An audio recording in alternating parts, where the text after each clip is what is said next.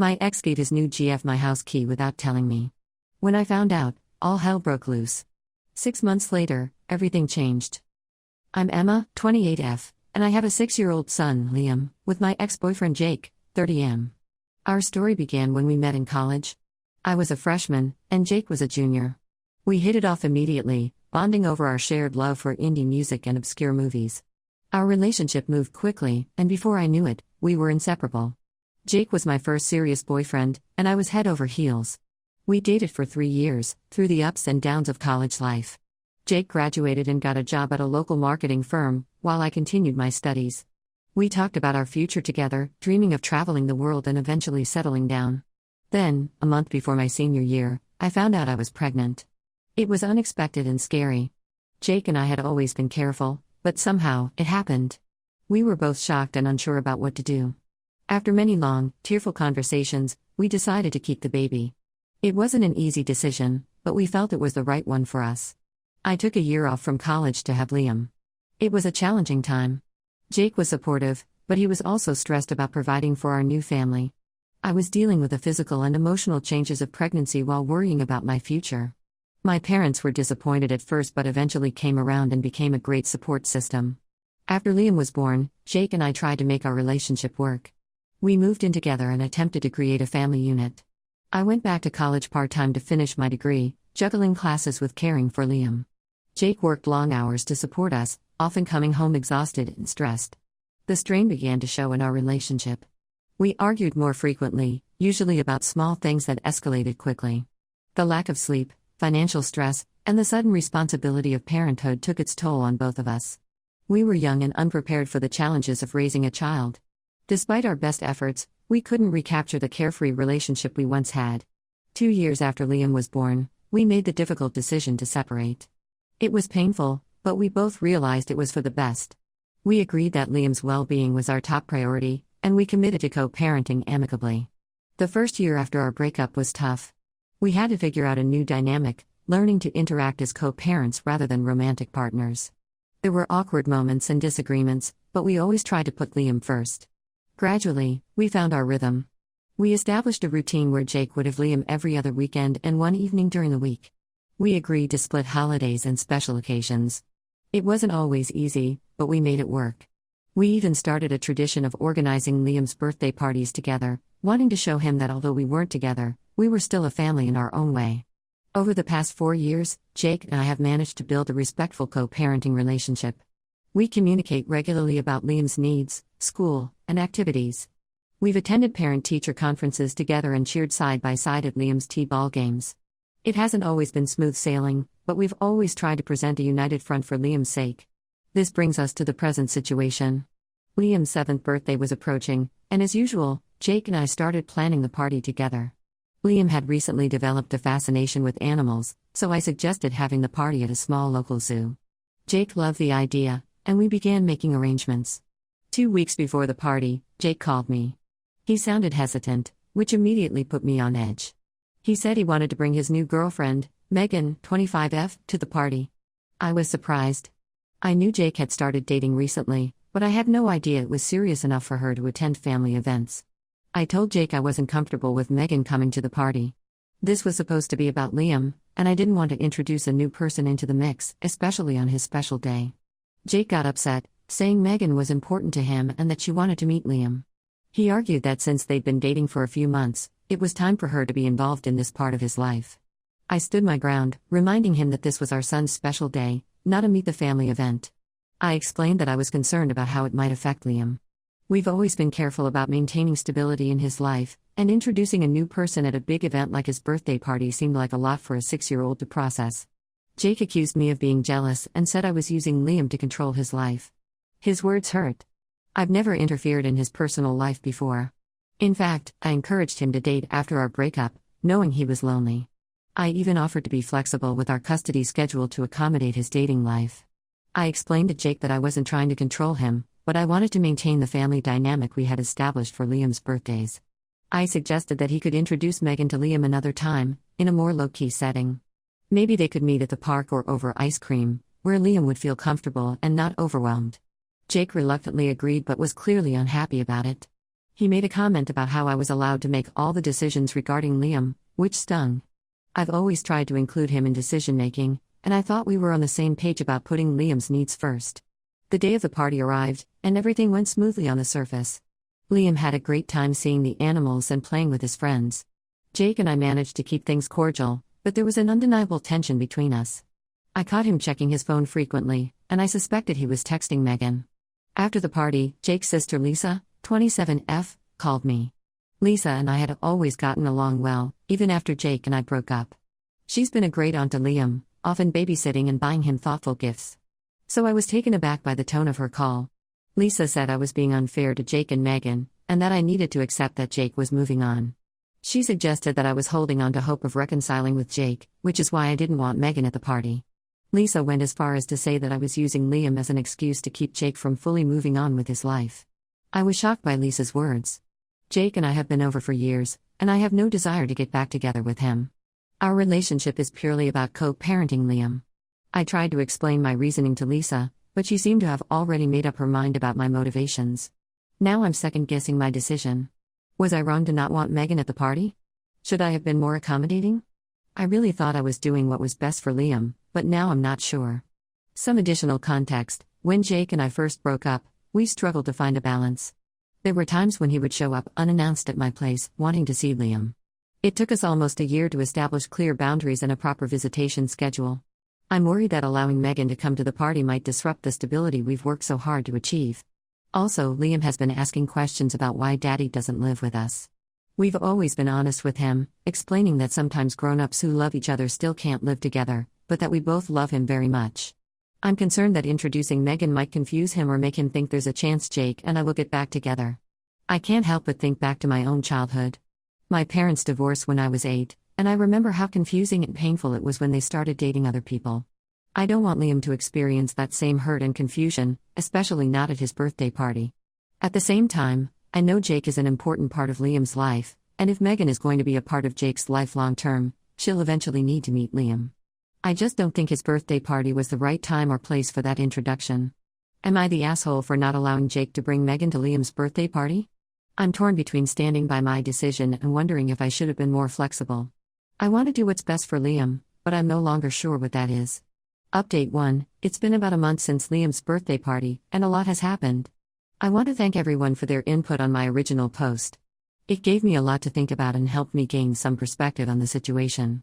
A week after the party, Jake asked to meet up to talk. We met at the local coffee shop where we used to study together in college.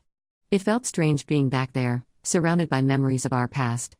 As we sat down with our coffees, I couldn't help but remember the countless hours we spent there, poring over textbooks and dreaming about our future.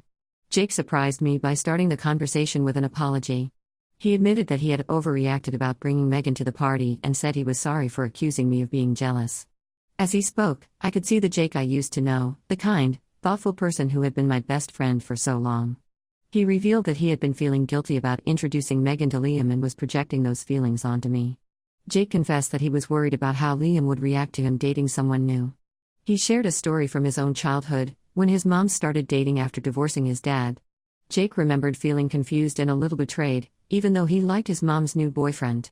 He didn't want Liam to experience those same complicated emotions. During our conversation, Jake also revealed that Megan had been pressuring him to meet Liam. Apparently, she comes from a family where blended families are the norm, and she couldn't understand why Jake was hesitant. This explained why he had suddenly insisted on bringing her to the party. Megan had been making comments about feeling like a secret, and Jake felt caught between his girlfriend's expectations and his concerns about Liam's well-being. As Jake spoke, I found myself empathizing with his situation. I shared my own concerns about disrupting Liam's routine and potentially confusing him. I told Jake about the questions Liam had been asking about why we don't live together, and how I was worried that introducing Megan might complicate things further. Jake listened attentively, nodding in understanding. It felt good to have an open, honest conversation about our fears and concerns as parents. We realized that we both wanted the same thing, to protect Liam and ensure his happiness. After talking it through, we agreed to take things slow and came up with a plan to gradually introduce Megan to Liam. We decided that Jake would first show Liam pictures of Megan and talk about her casually. Then, we'd arrange a short, casual meeting at the park where Liam feels comfortable. We both agreed that big events like birthdays or holidays would remain family only for now. I felt relieved after our conversation. It seemed like Jake and I were back on the same page, working together as a team for Liam's benefit. I even found myself feeling hopeful about the possibility of Megan becoming a positive presence in Liam's life, if things progressed naturally.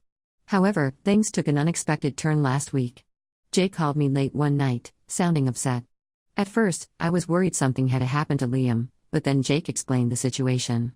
He had discovered that Megan had been going through his phone and had found our text messages discussing Liam. She had then taken it upon herself to message me, pretending to be Jake, asking for more time with Liam. I was shocked. I had no idea these messages weren't from Jake. Looking back, I realized that the tone and wording of those messages had seemed a bit off, but I had chalked it up to the text format. We had a long talk about it, and Jake was mortified. He apologized profusely and assured me he had no idea Megan had done this. This incident brought back memories of the early days of our co-parenting relationship, when boundaries were blurry and we were still learning to trust each other. It made me realize how far we've come, and how important it is to maintain the trust and respect we've built. Jake shared more details about his relationship with Megan. He admitted that there had been other red flags he'd ignored. She would often question him about his whereabouts and seemed jealous of the time he spent with Liam. Jake said he had attributed this behavior to her insecurities about dating a single dad, but now he was seeing it in a new light. This incident has made me realize that my instincts about not wanting Megan at the party were right, but for reasons I couldn't have anticipated. Jake is now reconsidering his relationship with Megan, realizing that her behavior is a major red flag. I feel vindicated in my decision to keep Liam's birthday party just for family, but I'm also sad for Jake. He seemed genuinely excited about Megan, and now he's dealing with this betrayal. I remember how hard it was for him to open up to the idea of dating again after our breakup, and I hate to see him hurt like this. Jake and I have agreed to be extra vigilant about our communication regarding Liam going forward. We're looking into co-parenting apps that offer secure messaging to prevent any future incidents like this. It feels like we're entering a new phase of our co-parenting relationship, one where we're not just focused on Liam's immediate needs, but also on protecting our family unit from outside influences that might disrupt the stability we've worked so hard to create. As for Lisa, Jake spoke to her and explained the situation. She called me to apologize for her assumptions and for getting involved in something that wasn't her business. Lisa admitted that she had been projecting her own desires for Jake to settle down onto the situation. We had a good talk, and I feel like our relationship is back on solid ground. Liam remains blissfully unaware of all this drama, which is exactly what Jake and I wanted. His memories of his 7th birthday are all about the cool animals he saw at the zoo and the fun he had with his friends and family. Seeing his happy, carefree smile reminds me why Jake and I work so hard to co-parent effectively. I'm grateful that Jake and I were able to handle this situation maturely. It's reinforced the importance of our co-parenting relationship and the need to always put Liam first. We're both committed to maintaining the stable environment we've created for him, no matter what challenges come our way. Update 2: It's been another month, and I have more updates to share. The situation with Jake and Megan has evolved in ways I never expected, and it's brought up a lot of old memories and emotions. After discovering Megan's breach of trust, Jake ended their relationship. He realized that her behavior was not only disrespectful to him but also potentially harmful to Liam. I was proud of Jake for making this difficult decision, knowing how much he had invested in the relationship. However, Megan didn't take the breakup well. She started calling and texting Jake constantly, begging for another chance. When Jake blocked her number, she began showing up at his workplace. It got so bad that Jake had to involve his HR department. Seeing Jake go through this brought back memories of a similar situation I had in college, where an ex-boyfriend couldn't accept our breakup. I remember how scared and stressed I felt, and my heart went out to Jake. Things escalated when Megan showed up at my house one afternoon. I was in the middle of folding laundry when I heard insistent knocking at the door. When I opened it, I was shocked to see Megan standing there, looking disheveled and emotional. Luckily, Liam was at a playdate, so he wasn't there to witness it. Megan started accusing me of ruining her relationship with Jake. She claimed that if I had just let her come to Liam's birthday party, none of this would have happened. As she spoke, I could smell alcohol on her breath, which made the situation even more concerning. I tried to remain calm, drawing on the conflict resolution skills I'd learned in my job as a teacher. I asked Megan to leave, explaining that this wasn't the appropriate way to handle the situation. She refused, becoming more agitated. I felt a mix of fear and anger, fear for my safety and Liam's, and anger that this woman thought she had the right to come to my home and make demands. When it became clear that Megan wasn't going to leave voluntarily, I had to call the police. As I waited for them to arrive, with Megan still ranting on my front porch, I couldn't help but think about how this situation could have affected Liam if he had been home. It made me even more certain that I had made the right decision in keeping her away from Liam's party. After the police removed Megan from my property, I called Jake to let him know what had happened. He was horrified and came over immediately. As we sat in my living room, the same room where we used to watch movies and play with baby Liam, Jake broke down. He apologized over and over for bringing this chaos into our lives. Seeing him so vulnerable reminded me of the night he found out I was pregnant. We sat in this same room, terrified and unsure about the future. Just like then, I found myself comforting him, assuring him that we would get through this together. After this incident, Jake and I decided we needed to take legal action to protect ourselves and Liam.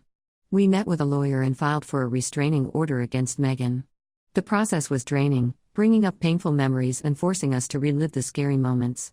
But we felt it was necessary given her erratic behavior. Throughout all of this, we've been careful to shield Liam from the drama. He knows that Daddy isn't seeing Megan anymore, but we've kept the details vague. We've simply told him that sometimes grown-ups realize they're not right for each other, just like when Mommy and Daddy separated. Liam seemed to accept this explanation, but I've noticed him being a bit clingier lately, especially with Jake. It breaks my heart to think that he might be picking up on the stress and tension, despite our best efforts to protect him. This whole experience has brought Jake and me closer as co-parents. We've had to present a united front and make difficult decisions together. It's reinforced our commitment to putting Liam's well-being first, no matter what. In a way, it feels like we've come full circle, from scared young parents to a strong team facing challenges together. We've also had some honest conversations about introducing new partners to Liam in the future. We've agreed that we'll wait until a relationship is stable and serious before even considering introductions. And we'll always discuss it with each other first and make decisions together. It's a delicate balance, but we're committed to finding a way to move forward with our lives while still prioritizing Liam's needs. I'm grateful for the support of my family and friends through this challenging time. My mom has been a rock, offering childcare when we needed to meet with lawyers and lending a sympathetic ear when I needed to vent. My best friend Sarah has been checking in regularly, making sure I'm taking care of myself amidst all the stress. I'm also thankful for Jake's maturity in handling this situation. Despite the stress and embarrassment he must be feeling, he's remained focused on what's best for Liam. It's moments like these that remind me why we work so well as co-parents, even if we couldn't make it as a couple. As we navigate this difficult period, I find myself reflecting on how far we've come since those early, uncertain days of parenthood. While I never could have predicted these recent challenges, I'm proud of how we're handling them. It gives me hope that no matter what the future holds, Jake and I will always find a way to put Liam first. Update 3. It's been 6 months since my original post, and I wanted to provide a final update on our situation. A lot has changed, and I'm happy to report that things have settled into a new normal. The restraining order against Megan was granted, which has given both Jake and me peace of mind. She hasn't attempted to contact either of us since the order was put in place. We're hopeful that this chapter of our lives is finally closed. The day we received the final paperwork, Jake and I shared a quiet moment of relief. It felt like we could finally exhale after months of tension. Jake has been seeing a therapist to work through the emotional impact of his relationship with Megan. He's realized that there were red flags he ignored early on, and he's learning to establish healthier boundaries in his relationships. I'm proud of him for taking these steps to better himself. It reminds me of the growth we both went through after Liam was born, learning to be parents and adults at the same time. As for Liam, he's thriving. The stability Jake and I have maintained seems to have had a positive impact on him. His teachers have commented on how well-adjusted and happy he seems, which is the best news we could hope for. Last week, Liam's school had a family day event. Jake and I attended together, and seeing Liam's face light up when he saw both of us there made all the hard work of co-parenting worth it. Jake and I have continued to co-parent effectively. We've even expanded our communication to include a shared online calendar for Liam's activities and appointments. This has helped us stay on the same page and avoid any misunderstandings. It's a far cry from the early days of our separation when we could barely coordinate a pickup time without an argument. We recently had to navigate another potential challenge when I started dating someone new, Mark, 32M. Learning from our past experiences, I was upfront with Jake about the relationship from the beginning. We had a mature discussion about how and when to potentially introduce Mark to Liam, if the relationship progresses to that point. Jake was surprisingly supportive, which I appreciate. We agreed that we'd wait at least 6 months before considering any introductions, and that we'd prepare Liam together if and when the time comes. It feels good to approach this situation as a team, rather than as adversaries. This whole experience has taught me the importance of maintaining clear boundaries and open communication in co-parenting relationships. It's not always easy, but it's crucial for the well-being of our child. I've learned that it's okay to trust my instincts as a mother, but also to be open to compromise and discussion. I'm grateful for how far Jake and I have come in our co-parenting journey. From the initial struggles after our breakup to navigating the challenges with Megan, we've grown stronger as a team. Our focus remains firmly on providing a loving, stable environment for Liam, and I'm confident that together, we can handle whatever comes our way. As I write this final update, I'm sitting in the same room where Jake and I first learned we were going to be parents. So much has changed since then, but our love for Liam remains constant. While our path hasn't been easy, I'm proud of the family we've created and the example we're setting for our son. Thank you to everyone who offered advice and support throughout this journey. Your input has been invaluable in helping me navigate these complex situations. If there's one thing I've learned, it's that parenting is never straightforward, but with patience, communication, and a whole lot of love, it's possible to create a happy, healthy environment for your child, no matter what form your family takes.